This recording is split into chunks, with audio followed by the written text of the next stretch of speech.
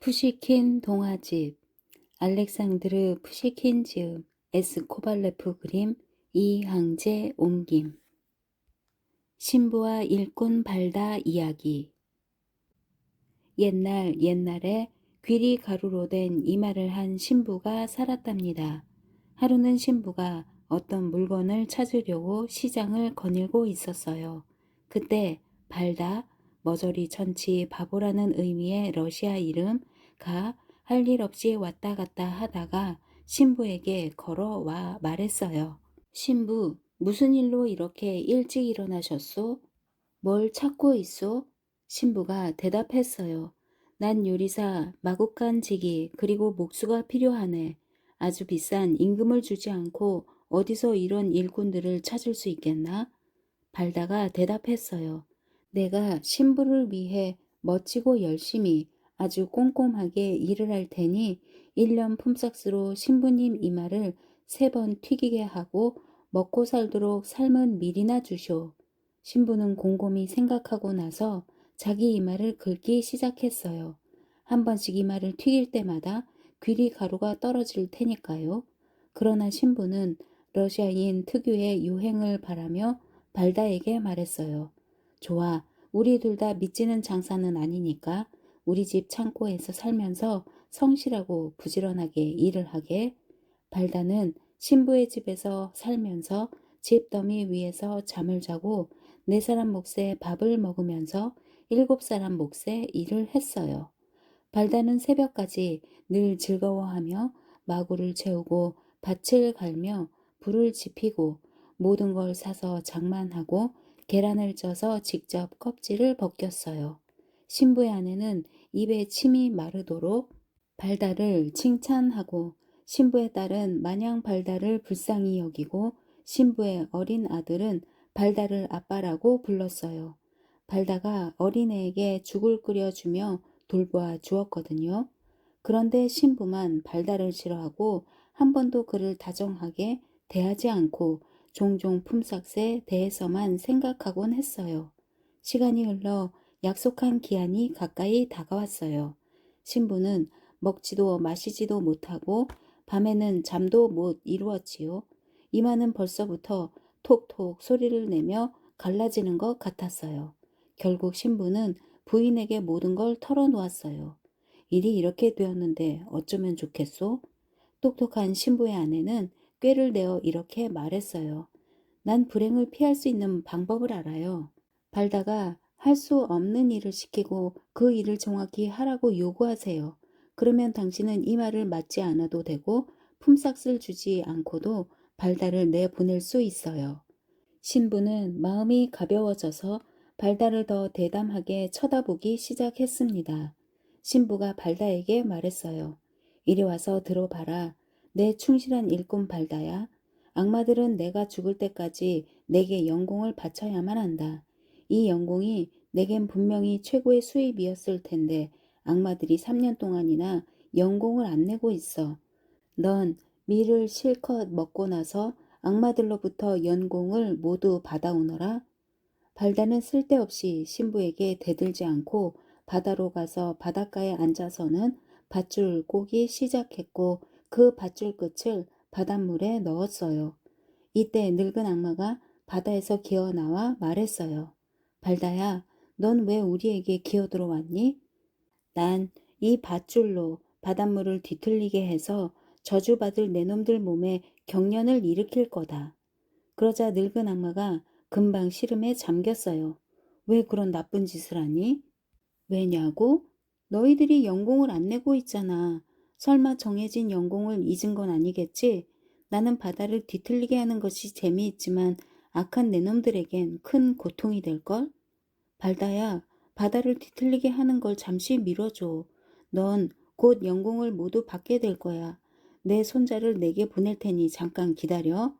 이런 짓은 하지 말아야 하는데 하고 발다는 생각했어요. 늙은 악마가 보낸 작은 악마가 수면에 떠올라서 굶은 고양이처럼 야옹야옹 울어댔어요. 안녕, 농사꾼 발다. 그런데 무슨 연공을 달라는 거야?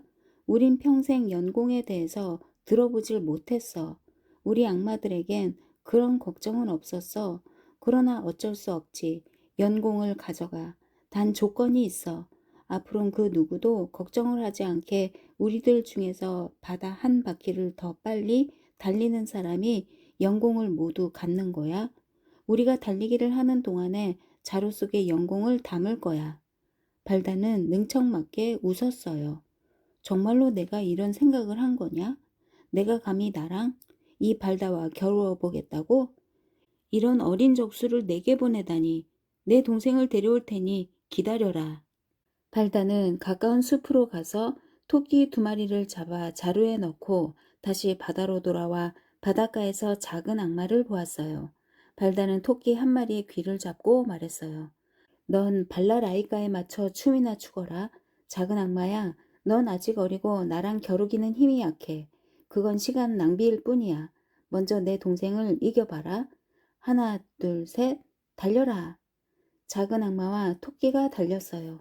작은 악마는 바닷가를 따라 달렸지만 토끼는 숲에 있는 집으로 달렸어요. 잠시 후 바다를 한 바퀴 돈 작은 악마가 혀를 쑥 내밀고 낯짝을 들어올린 채 땀에 젖은 온몸을 앞발로 닦으면서 발다와의 문제가 잘 해결되었구나 생각하며 달려와서 보니 발다는 내 귀여운 동생아 피곤하지? 가엾기도 해라. 가서 쉬거라.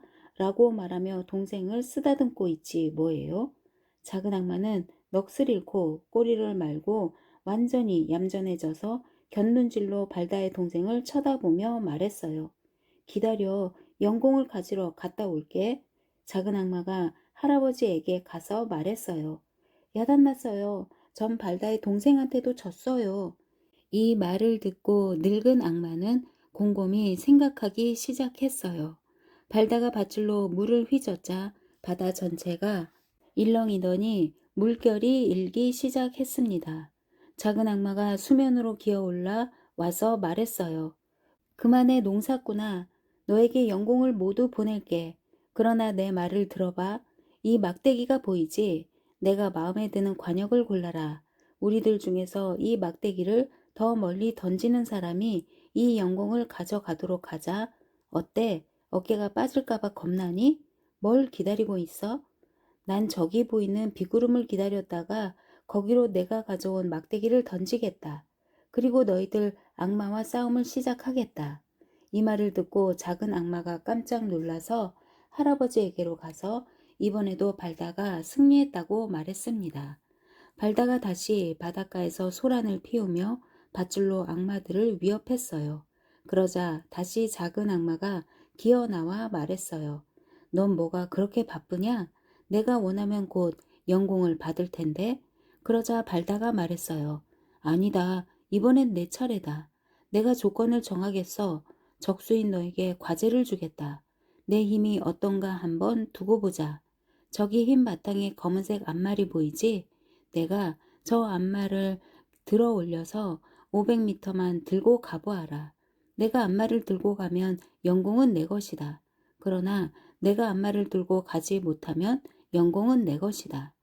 불쌍한 악마는 앞말 밑으로 기어들어가 있는 힘을 다해 힘을 쓰고 온 신경을 집중해서 앞말을 들어 올린 다음 2걸음을 떼었지만 3번째 걸음에서 그만 넘어져서 2다리를 쭉 뻗어 버렸습니다. 그러자 발다가 악마에게 말했어요. 이 어리석은 악마야. 너는 왜 내 뒤를 쫓아 다니는 거냐? 넌 2손으로도 이 말을 옮길 수 없었지만 나는 2다리 사이로 이 말을 옮길 테니 두고 봐라. 발다가 앞말 위에 올라타서 1km를 내달리자 먼지가 기둥처럼 뽀얗게 일어났습니다. 작은 악마는 깜짝 놀라 할아버지에게로 가서 발다가 어떻게 승리했는지 얘기했어요. 악마들은 어쩔 수 없이 연공을 모아서 발다의 어깨에 자루를 얹어 주었어요. 발다는 꽥꽥 소리를 지르며 걸어갔어요. 발다가 걸어오는 것을 보고 신부는 벌떡 일어나 아내의 등 뒤에 숨어서 무서운 나머지 몸을 벌벌 떨었어요. 발다는 즉시 신부를 찾아내어 연공을 건네주고는 자신의 품삯을 달라고 요구했어요. 가련한 신부는 이 말을 내밀었어요. 발다가 손가락으로 신부의 이마를 한번 튀기자 신부는 천장까지 펄쩍 뛰어 올랐어요. 두 번째로 발다가 신부의 이마를 튀기자 신부는 말을 하지 못하게 되었어요. 세 번째로 발다가 신부의 이마를 튕기자 신부의 정신이 그만 나가버렸어요. 그러자 발다가 비난조로 이렇게 말했습니다. 신부, 이제는 싼값에 부릴 수 있는 하인을 구하러 바삐 뛰어다니진 않겠지?